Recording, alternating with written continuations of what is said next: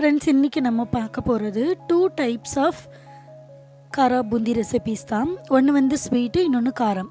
அதுக்கு வந்து ஃபஸ்ட்டு நான் 3 கப் அளவுக்கு இந்த கரண்டி வச்சுருக்கேன்ல, இந்த கரண்டிக்கு 3 கரண்டி வந்து நான் கடலை மாவு எடுத்துக்கிறேன். ஃபுல் அண்ட் ஃபுல் கடலை மாவில் மட்டும்தான் வந்து இது நம்ம பண்ண போகிறோம். ஸோ ரொம்ப ரொம்ப ஈஸியான ஒரு ரெசிபி தான். வீட்டில் நீங்கள் எல்லாருமே ஈஸியாக செஞ்சிடலாம். ஸோ கடலை மாவு வந்து ஃபஸ்ட்டு நல்லா சளிச்சு எடுத்துக்கோங்க. அதில் வந்து லம்ப்ஸ் கொஞ்சம் இருக்கும், டஸ்ட்டு ஏதாவது இருக்கும், அதனால நல்லா வந்து சளிச்சு எடுத்துக்கலாம். இப்போ பாருங்கள், நல்லா கடலை மாவு சளிச்சாச்சு. இப்போ வந்து நான் ஒரே 1 டீஸ்பூன் அளவுக்கு மட்டும் சால்ட்டு சேர்த்துக்கிறேன். சால்ட் எதுக்கு சேர்க்குறேன் அப்படின்னா, இப்போவே வந்து அந்த நம்ம பூந்தி செய்வோம் இல்லையா, அதுலேயே வந்து கொஞ்சம் சால்ட் இருந்தால் தான் வந்து டேஸ்ட் நல்லாயிருக்கும். அதனால் ஒரே 1 டீஸ்பூன் அளவுக்கு மட்டும் நான் சால்ட்டு சேர்த்துக்கிறேன். அதுக்கப்புறமா 1 டீஸ்பூன் அளவுக்கு ஆயில். எந்த ஆயில் எதுக்கு அப்படின்னா, செப்பரேட்டாக வந்து நம்மளுக்கு வந்து பூந்தி கிடைக்கும். சம்டைம்ஸ் வந்து பூந்தி கரண்டியில் பூந்தி செய்யும் போது அது வந்து ஒன்று ஒன்றா சேர்ந்து ஒரு கட்டி மாதிரி ஃபார்ம் ஆகிடும். ஸோ அந்த மாதிரி இல்லாமல் இருக்கிறதுக்காக தான் நம்ம ஆயில் சேர்க்குறோம். அதுக்கப்புறம் கொஞ்சம் கொஞ்சமாக தண்ணி சேர்த்து கரெக்டான கன்சிஸ்டன்சி, இதுதான் கரெக்டான கன்சிஸ்டன்சி. நம்ம தோசை மாவு எந்த அளவு இருக்குமோ அந்த அளவுக்கு வந்து நீங்கள் மாவை கரைச்சி எடுத்துக்கணும். தோசை ஊற்றுனா தோசை வரும் இல்லையா, அந்த மாதிரி. ஸோ அந்த கன்சிஸ்டன்சி தான் கரெக்டு. இப்போது நான் இங்கே வந்து ஒரு கடாயில் எண்ணெய் எடுத்து வச்சுருக்கேன். இதுதான் வந்து நான் இன்றைக்கி பூந்தி சுடுறதுக்காக எடுத்துருக்கிற கரண்டி. பூந்தி கரண்டின்னு சொல்லி ஒன்று இருக்குது. அது வந்து இன்னும் நல்லாவே கொஞ்சம் ஹோல்ஸ் வந்து பெருசாக இருக்கும், கொஞ்சம் நல்லா விழும் பூந்தி. ஸோ என்கிட்ட அது இல்லாததுனால நான் இதை வந்து ப்ரிஃபர் பண்ணியிருக்கேன். உங்ககிட்ட அது இருந்துச்சுன்னா நீங்கள் அதையே யூஸ் பண்ணிக்கோங்க. இந்த பேட்டர்னில் தான் வந்து நம்ம பூந்தி போட்டு எடுக்கணும். ஃபஸ்ட்டு ஒரு கரண்டி மாவை அந்த கரண்டியில் வச்சுட்டு அப்புறம் இந்த மாதிரி அப்படியே ஸ்ப்ரெட் பண்ணி விட்டோன்னா கீழே வந்து ரவுண்டாக பால்ஸ் மாதிரி விழுந்துடும்.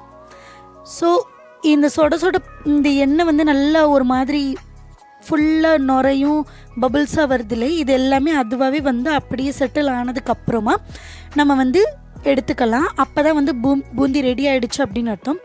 கொஞ்சம் டைம் விட்டுட்டிங்க அப்படின்னா கருகிடும். எனக்கே 1-2 வந்து கருகிடுச்சு கொஞ்சம் இடையில. ஸோ ஃபஸ்ட்டு ஸ்டார்டிங்கில் ஹை ஃப்ளேமில் வச்சுட்டு அதுக்கப்புறமா ஃபுல் ப்ராசஸ் எல்லாமே வந்து நீங்கள் மீடியம் இல்லைன்னா லோ ஃப்ளேமில் வச்சு பண்ணிக்கோங்க. அப்படின்னா தான் வந்து ரொம்ப கறி பிடிக்காமல் இருக்கும். ஸோ நான் ஆல்ரெடி சொன்ன மாதிரி அந்த ஃபுல்லாக அந்த பபிள்ஸ் ஃபுல்லாக ஸ்டாப் ஆகிற வரைக்கும் வந்து விட்டுருங்க. அது ஃபுல்லாக நல்லா ஸ்டாப் ஆனதுக்கப்புறம் தான் வந்து நமக்கு ரெடி ஆகிருக்கு அப்படின்றது அர்த்தம். இப்போ நீங்கள் இந்த மாதிரி எடுக்கும்போது செப்பரேட்டாக வரணும். அப்படி வந்துச்சுன்னா கரெக்டாக ஃபார்ம் ஆகிடுச்சுன்னு அர்த்தம். ஸோ இதை எடுத்து வேற ஒரு பிளேட்டில் வந்து ட்ரான்ஸ்ஃபர் பண்ணிக்கலாம். நான் ஃபஸ்ட்டு வந்து டோட்டலாக பூந்தி ரெடி பண்ணிவிட்டேன். அதுக்கப்புறமா வந்து ஸ்வீட் தனியாக காரம் தனியாக செஞ்சுக்கிட்டேன். ஸோ நீங்கள் பூந்தி போடும்போது 3 வந்து நீங்கள் பண்ணிடலாம். ஒன்று அப்படியே பூந்தி பிளெயினாக காரா பூந்தி, அப்புறமா வந்து ஸ்வீட் பூந்தி ப்ளஸ் லட்டு, இது 3மே செஞ்சிடலாம். ஸோ 3 in 1 ப்ராசஸ் மாதிரி தான் இது. ஸோ நான் இன்னொரு செட்டும் போட்டுக்கிறேன். ஸோ எல்லா மாவையுமே இதே மாதிரி நான் போட்டு எடுத்துக்கிறேன். சப்போஸ் உங்களுக்கு வந்து ரொம்ப லிக்விடாக இருக்கிற மாதிரி தெரிஞ்சதுன்னா கொஞ்சமாக வந்து கடலை மாவு சேர்த்துக்கோங்க. அப்போ கன்சிஸ்டன்சி வந்து கரெக்டாக போயிடும். ஃபஸ்ட்டு ஒரு பேட்ச் போட்டு எடுங்க. அப்போ வந்து ரொம்ப வந்து லிக்விடாக இருக்குது அப்படின்னா ரவுண்ட் ஷேப்பில் வராது, ஒரு மாதிரி என்ன சொல்கிறது, தூள் பக்கோடா மாதிரி வரும். ஸோ அந்த மாதிரி வந்துச்சுன்னா இன்னும் கொஞ்சம் கடலை மாவு சேர்த்துக்கோங்க. இப்போ அந்த சைடில் வந்து பூந்தி ரெடி ஆகிட்டுருக்கிறதுக்குள்ளே நான் இந்த சைடு வந்து ஸ்வீட் பூந்திக்கு வந்து ஜீரா ரெடி பண்ணிடுறேன்.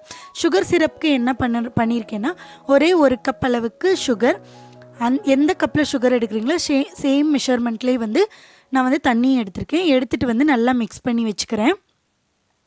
இதுக்கு வந்து 1 கம்பி பதம் 2 கம்பி பதம் அந்த மாதிரிலாம் வரணும்னு அவசியம் இல்லை. ஜஸ்ட் சுகர் ஃபுல்லாக மெல்ட் ஆகிட்டு கொஞ்சம் லைட்டான திக் கன்சிஸ்டன்சி வந்தாலே போதும், நமக்கு வந்து சுகர் சிரப் ரெடி ஆயிடுச்சுன்னு அர்த்தம். ஸோ நீங்கள் கம்பி பதம்லாம் பார்க்க வேணுன்ற அவசியம் இதில் வந்து கிடையாது. ஸோ இது வந்து ஓரளவுக்கு கன்சிஸ்டன்சி வந்ததுக்கப்புறமா அதில் வந்து நான் கொஞ்சமாக வந்து ஏலக்காய் சீட்ஸ் இருக்கு இல்லையா, அதை வந்து இந்த மாதிரி போட்டுக்கிறேன். நீங்கள் வந்து ஏலக்காயை வந்து தோலோடையே தட்டி கூட போட்டுக்கலாம். இப்போ நான் எடுத்து வச்சுருக்கிற பேட்சில் ஒரு பேட்ச் பிரித்து எடுத்து வச்சுருக்கேன். அதை வந்து நம்ம இப்போ 0 பாகில் வந்து சேர்த்துடலாம்.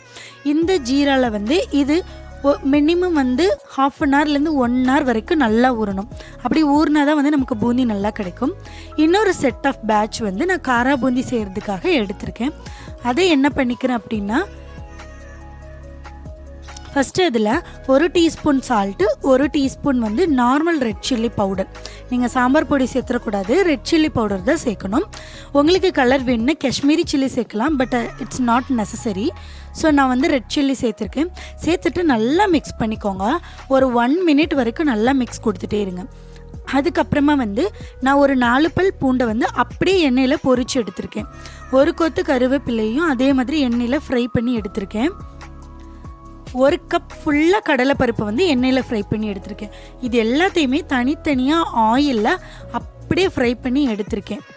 ஸோ எதுக்காக கடலைப்பருப்பு வந்து 1 கப் எடுக்கிறோன்னா, அது வந்து இப்போது 1 கப் வந்து காரா பூந்தி இருக்குது அப்படின்னா 1/2 கப் கடலைப்பருப்பு இருந்தால் தான் அதோட டேஸ்ட் வந்து இன்னும் வந்து நல்லா தெரியும்.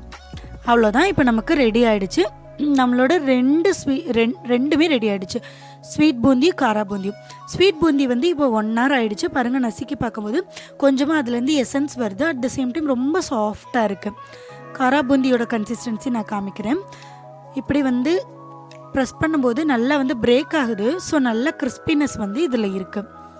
ரொம்ப ரொம்ப ஈஸியாக அட் த சேம் டைம் 1லேருந்து 2-3 டிஷ் செய்கிறது அப்படின்னா இந்த கடலை மாவு வச்சு நம்ம செஞ்சிடலாம். ஸோ வீட்டில் வந்து குழந்தைங்களுக்கு நிறைய டிஷ் செஞ்சு கொடுக்கணும்னு நினைக்கிறீங்கன்னா சேம் ப்ராசஸ் தான், பட் கன்சிஸ்டன்சி மட்டும் டிஃபர் ஆகும் லட்டுக்கு. நான் இன்னொரு நாள் வந்து தனியாக லட்டு வந்து உங்களுக்கு செஞ்சு காட்டுறேன். Already 3 types of laddu video வந்து நம்மளுடைய சேனலில் போஸ்ட் பண்ணியிருக்கேன். அதோட லிங்க் வந்து நான் டிஸ்கிரிப்ஷன் பாக்ஸில் கொடுக்குறேன், நீங்கள் போய் செக் பண்ணிக்கோங்க. இன்னொரு நாள் வந்து நான் செப்பரேட்டாக வந்து ஸ்வீட் லட்டு எப்படி பண்ணுறது அப்படின்றத நான் உங்களுக்கு வந்து காட்டுறேன். இப்போ நமக்கு காரா பூந்தி ப்ளஸ் ஸ்வீட் பூந்தி ரெண்டுமே ரெடி ஆகிடுச்சு. இந்த ஈவினிங் டைமுக்கு, இந்த சீசனுக்கு ரொம்ப ஒரு ஆப்டான ஒரு டிஷ்ஷாக இது இருக்கும். வீட்டில் நீங்கள் உட்காந்துக்கிட்டு ஹெல்த்தியாக வந்து, ஏன்னா இதில் வந்து ஆயில் வந்து எந்த ஆயில் சேர்த்துருப்பாங்கன்ற பயமும் நமக்கு கிடையாது. நம்மளே வந்து வீட்டில் ப்ரிப்பேர் பண்ணுறோம். ஸோ ரொம்ப ரொம்ப டேஸ்டியாகவும் கிறிஸ்பியாகவும் இருக்கும். ஸ்வீட் பூந்தி வந்து ரொம்ப ஜூஸியாக இருக்கும். கண்டிப்பாக உங்களோட வீட்டில் ட்ரை பண்ணி பாருங்கள். உங்களோட குழந்தைங்களுக்கு இதை செஞ்சு கொடுங்க. கண்டிப்பாக அவங்க இந்த ரெசிபி உங்கள் எல்லாருக்கும் பிடிக்கும் நம்புறேன். கண்டிப்பாக உங்களோட வீட்டில் ட்ரை பண்ணி பாருங்கள். நெக்ஸ்ட் ஒரு இன்ட்ரெஸ்டிங்கான ரெசிபியோட உங்கள் எல்லாரையும்